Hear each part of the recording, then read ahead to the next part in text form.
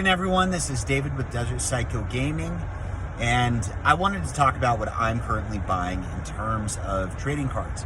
So to start off this conversation, what I say does not constitute financial advice. This is simply what I am doing. I'm not suggesting you do the same, and anything you're investing in carries a certain amount of risk. It might carry more risk than what you're aware of, and that is why any individual should always do their own due diligence and research. So traditionally, I invest in sealed Pokemon product and Magic the Gathering singles, predominantly vintage singles. But I'm not doing either of those things right now. I am buying some Pokemon singles, but predominantly what I am purchasing is Metazoo, Kickstarter, and first edition Crypid Nation singles, and some sealed product. Not the Kickstarter box, but the first edition Crypid Nation products. So the reason why I'm solely focusing on that right now is I'm expecting a massive surge in interest in Metazoo. And it's kind of reminiscent of what has already happened with Pokemon prior to 2020. So in 2018 began this kind of uptick in interest. And of course it carried through. And it had to do with a surge of people trying to recapture something and new recognition and coverage in the hobby. So there is supposedly going to be a few major events with Metazoo. I'm talking about a potential video game launch, a TV show, but there's tons of partnerships as well, and the prices are already moving. But I think there's going to be a perfect storm of at least this initial interest. Now, there's a lot of speculation that these boxes are going to be going to thousands and thousands of dollars. Maybe, but the way I look at it is, for that to happen, there has to be a certain multitude or multiplier of demand in buying the sealed products. And when sealed products get up over $1,000, that's kind of hard to accomplish in a relatively short amount of time.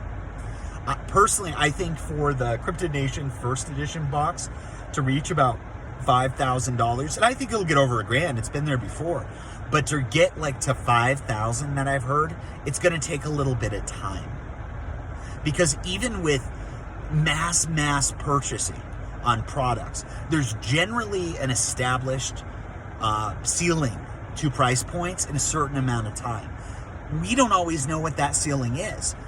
But with Pokemon, I mean, a base set booster box is never going to go to $1 billion. I would be surprised if it reaches $1 million. It's currently not at 100,000. There's just a certain point that people are not going to be paying for it at. So in the short term with Metazoo, I wouldn't be surprised if it made it over $1,500, maybe $2,000, which is a pretty good return. However, I'm buying the singles. And the reason I'm buying the singles, particularly Kickstarter singles, although they have already moved quite a bit, what happened back then with Pokemon, with all this new interest, is people just wanted products. They wanted the Holos. And it didn't even really matter on the set. Evolutions was fantastically successful. And graded, those cards were selling at an extreme premium. We're talking many hundreds of % in a very short amount of time. Directly from the point of when you could buy the box to pull the singles to get them graded. And it didn't even matter who graded them. And that had to do with people wanting these products, not really understanding or caring about the value as much. It's just possessing it. It's FOMO, fear of missing out. And people just wanting to fill that immediate desire to have it. I think the same thing is going to happen with Metazoo. Kickstarter singles are pretty rare. There weren't that many boxes created. The Holos are pricey, and my only concern with buying the straight Holos and getting those graded comes in to that variable of how much people are willing to pay. And it can't be a handful of dedicated investors that are going to move the price substantially and fast. It has to be the general public. So my concern is that maximum price point, with the exception of a few cards, may not be so far off from where it is. But even if you can get 100% gain, for me personally, it makes more sense to buy things that I think can get 400 or 500% gain. And those are the slightly less expensive reverse holos from the Kickstarter set. They're far more elusive. Kickstarter cards in general, yes, there's a lot more of the reverse holos out there than there are the regular holos, but there's not much grading population on any of it. I was blown away when I looked at the population reports for PSA. And yes, people are sending to different graders, right? That's a consideration too. Diamond DSG is one huge one, and those are selling at the most right now.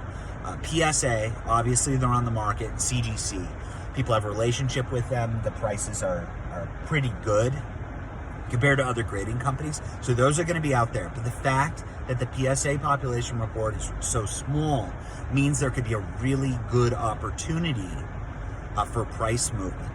As soon as the prices jack up, I'm expecting the graded numbers to skyrocket from like less than 100 on a lot of these cards to hundreds and hundreds of graded cards.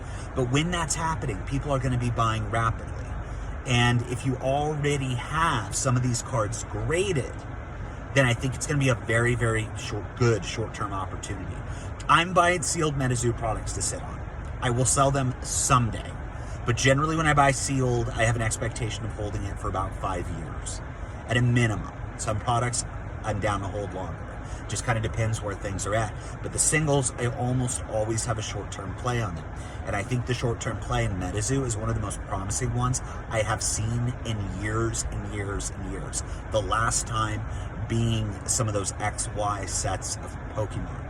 So again, I just wanted to share what I'm thinking about this. I'm trying to load up on some Mothman reverse holos from Crypid Nation, first edition.